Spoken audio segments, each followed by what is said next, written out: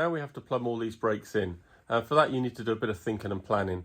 So for the front end, you have to think about also running the clutch line, or perhaps you don't. You might opt for maybe a braided clutch line that goes all the way from the clutch all the way around the top of the bulkhead down to the clutch, which is a simpler but perhaps more expensive solution. I think that the length of that would run into about 110, 120 pounds.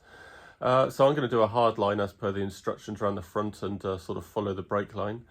And for the rear brake line run, you need to think about fuel lines. And I'm fitting an LS3 engine, and so following the brake line will also be the fuel return.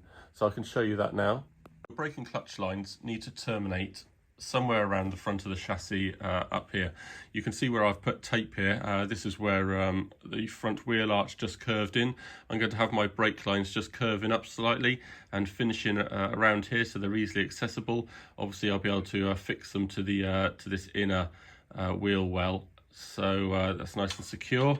From there, your front brake and clutch will wrap round here, and they'll both have to travel around the front, and your brake will finish up here, and your clutch line will continue on down the chassis towards the clutch. And for the rear line, that will be going from here, curving round all the way down the chassis, and somewhere around here it will also have to run next to the fuel return line. This is where you can double up on some of the fittings. I use a 5mm bolt, and I also like to put in a rubber washer as well, just to stop any water ingress. Now you can see my fuel return P-clip here, about 17mm, and then about a 7mm P-clip here for the rear brake line. So they will continue on down the chassis. Remember, no more than 30 centimetres apart. I'll make sure I'm well in there, about 25 centimetres.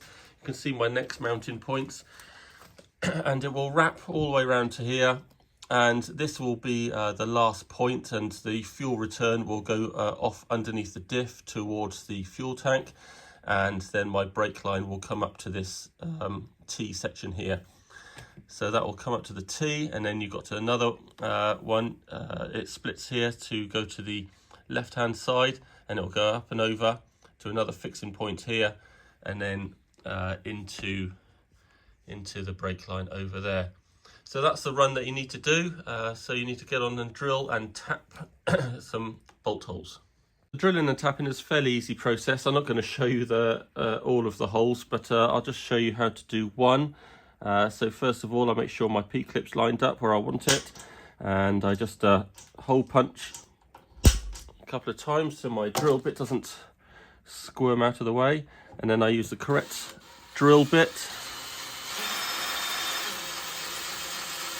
for my tap. So I'm using 5mm bolts. So I'm starting here with about a 3.2 drill bit.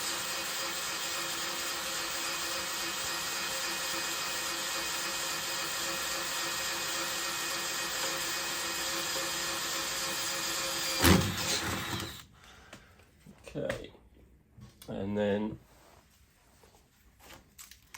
get the tap.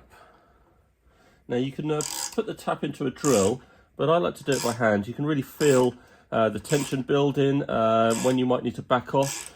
Of course, it's always good to back off occasionally, so the chips that are being cut can fall into the flutes down the side and free up and make the cutting, and then you won't be at risk of snapping your tap. So just back off a little bit, get the chips out of the way, continue on down. And we are through. So now just to back all that out. Be careful when you back it out, you don't want to ruin the lead in. So I'm just not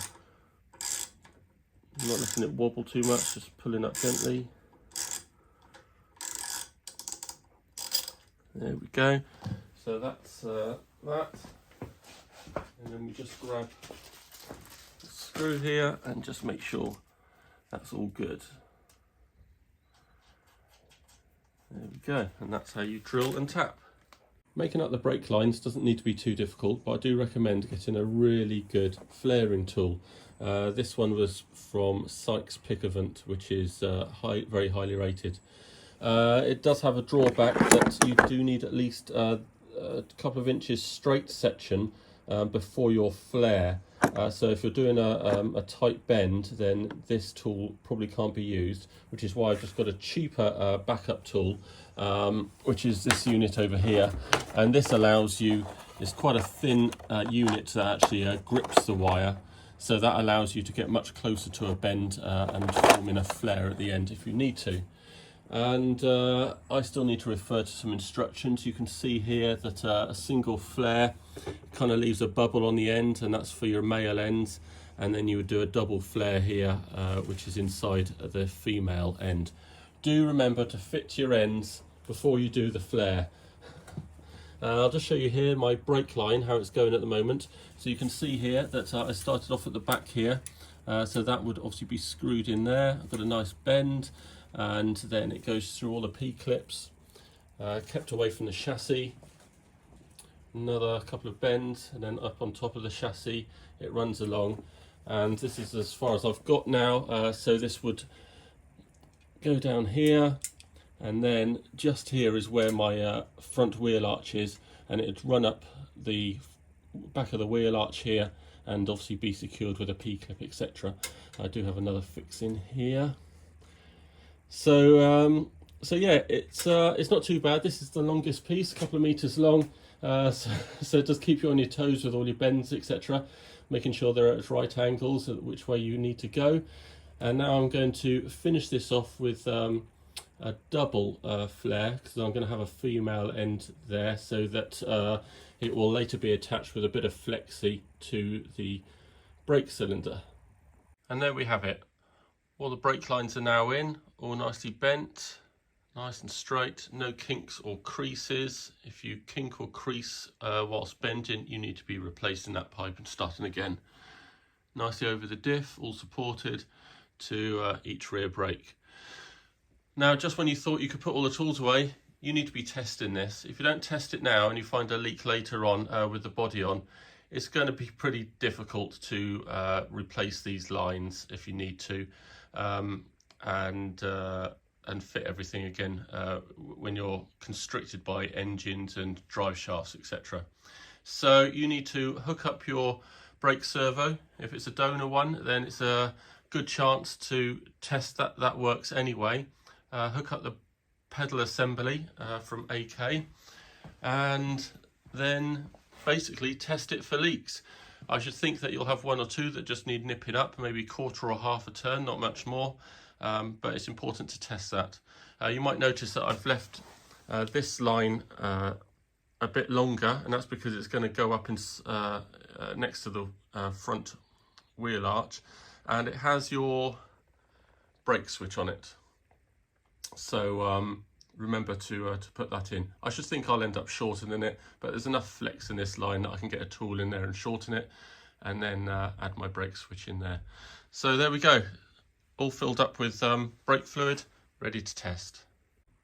So that's it, we're good to go. No leaks in any of the system on the car. The only place I had some leaks were actually in my joints, just to the temporary setup that we had up here.